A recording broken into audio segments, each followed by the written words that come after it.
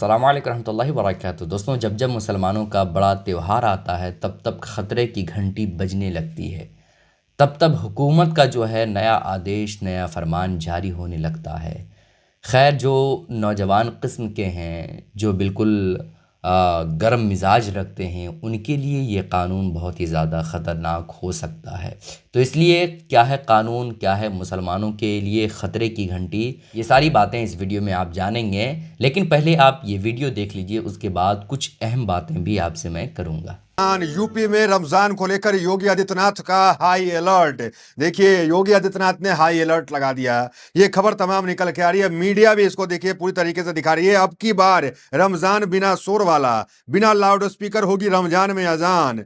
तो ये तमाम अब की बार रमजान लाउड स्पीकर फ्री मनेगा, मतलब लाउड स्पीकर फ्री होगा, बिना अजान के रमजान मनेगा। इस तरह की खबरें पिछले एक हफ्ता से लगातार चल रहा है। इन खबरों को बताने से पहले आपको योगी आदित्यनाथ का फरमान बताते हैं कि योगी आदित्यनाथ ने रमजान को लेकर क्या फरमान दिया। देखिए, यही फर्क होता है। एक तरफ जहां तेलंगाना के अंदर रेवंत रेड्डी की सरकार रमजान गिफ्ट दे रही है, दूसरी तरफ योगी आदित्यनाथ ने रमजान पे फरमान दिया है। फरमान भी ऐसा जो सुन लीजिए, नहीं तो थोड़ा भी 19-20 होगा तो लंबे चले जाएंगे। क्या फरमान है, जरा सुन लीजिए। यूपी में होली से रमजान तक हाई अलर्ट। सीएम योगी बोले, पर्व त्योहारों पर अराजकता बर्दाश्त नहीं।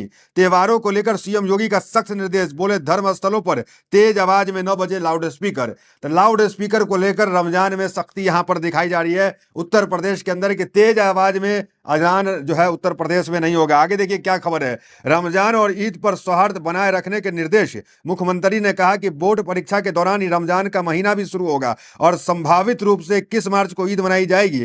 स्थानीय प्रशासन धर्मगुरुओं से सतत संवाद बनाए रखे और कोई नई परंपरा शुरू न होने पाए, इसका ध्यान रखे। मतलब कोई नई परंपराएं भी नहीं शुरू कर सकते हैं आप, और जो है लाउड स्पीकर जो इसका इस्तेमाल जो है वो नहीं कर सकते हैं। मतलब लाउड स्पीकर ज़्यादा तेज नहीं बजा सकते हैं। मतलब जो परिसर है आपका उसी में आवाज़ आनी चाहिए। उत्तर प्रदेश के बारे में क्या कहना है, अगर आप अपने घर में भी तरावी पढ़ते हैं, नमाज पढ़ते हैं, तो एक मामला ऐसा भी देखने को मिला है कि घर में नमाज पढ़ रहे हैं तो उसमें भी योगी सरकार का परमिशन लेना पड़ेगा। मतलब आप तरावी की नमाज पढ़ते हैं तो उसमें भी योगी सरकार से परमिशन लेना पड़ेगा कि हम 8 लोग हैं, 10-15 लोग हैं, एक घर है, क्या उससे नमाज पढ़ सकते हैं। इस तरह के लिए एफआईआर हो चुका है उत्तर प्रदेश के अंदर। हालांकि ये जो मामला संभल का है, ये गया कहां, ये माफ कीजिएगा बरेली का ये मामला है, ये गया कोर्ट में, और कोर्ट ने कहा कि अपने निजी आवास में नमाज पढ़ने में या कुछ करने में परमिशन की कोई जरूरत नहीं है। तो हालांकि योगी सरकार को वहां पे फटकार भी लगने का काम हुआ। देखिए क्या है, 125 धार्मिक स्थलों से लाउड स्पीकर हटवाए गए। एडीजी लॉ एंड ऑर्डर ने प्रशांत गोयल ने बताया कि अभी तक यूपी में 125 धार्मिक स्थलों से लाउड स्पीकर हटवाए गए हैं। वहीं 17,000 धार्मिक स्थलों पर स्पीकर की आवाज कम की गई है। इसके अलावा शासन ने तेज आवाज में लाउड स्पीकर बजाने वालों की रिपोर्ट तलब की है। ये रिपोर्ट 30 अप्रैल तक होगी। खैर, इस पर योगी सरकार को फटकार लगा है कि योगी सरकार ने ये कानून, ये फरमान जारी किया था बरेली शरीफ में कि अगर कोई शख्स घर में भी नमाज़ पढ़ना चाहता है तो उसके लिए भी परमिशन होना ज़रूरी है। तो खैर, कोर्ट ने इस पर फटकार लगाया और कहा कि घर में अगर कोई नमाज़ पढ़ता है, तरावीह पढ़ता है, कुरान मुक़द्दस की तिलावत करता है या और कोई है ना दीनी काम करता है, तो वो निजी मामला है, उसके लिए परमिशन का होना ज़रूरी नहीं है। और योगी सरकार को कोर्ट ने फटकार लगाया है। ठीक है, ये बरेली शरीफ का मामला था।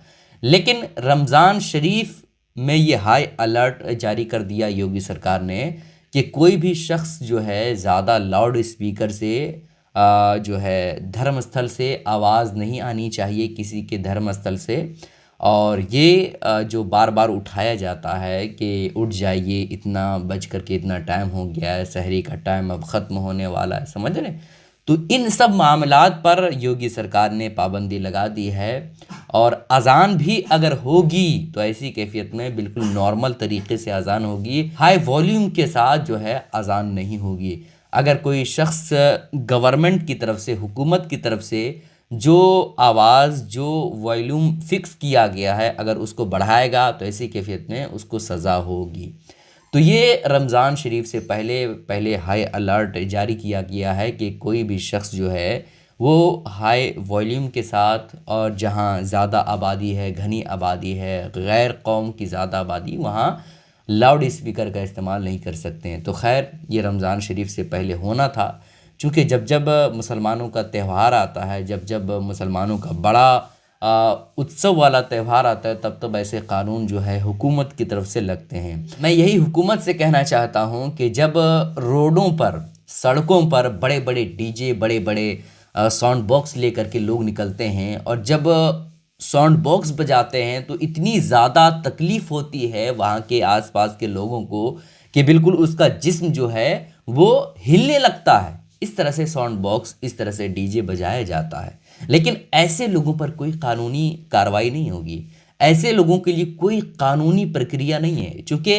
आपको पता है कि जो रोड पर, सड़क पर चलाते हैं, है ना, डीजे बजाते हैं ज़ोर आवाज़ से, उनका ताल्लुक़ किस कौम से है, समझ रहे हैं। इसलिए जो नई नस्ल के नौजवान हैं, है ना, जो जिनका खून बिल्कुल जोशीला है, उनको जोश में नहीं आना है, बिल्कुल होश से काम लेना है। हुकूमत के जो फरमान हैं उन पर अमल करना है और शांति तरीक़े से रमज़ान शरीफ को गुजारना है, कोई भी गलत कदम नहीं उठाना है, वरना नुकसान आप ही का होगा, सिर्फ आप ही का होगा और किसी का नहीं होगा।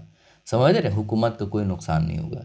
तो इसलिए आप ज़रा होश के नाखून लीजिए और कोई भी गलत कदम मत उठाइए। इन बातों का ख्याल ज़रूर रखिएगा दोस्तों। इस क्लिप को शेयर करना मत भूलिएगा। अस्सलाम वालेकुम रहमतुल्लाहि व बरकातहू।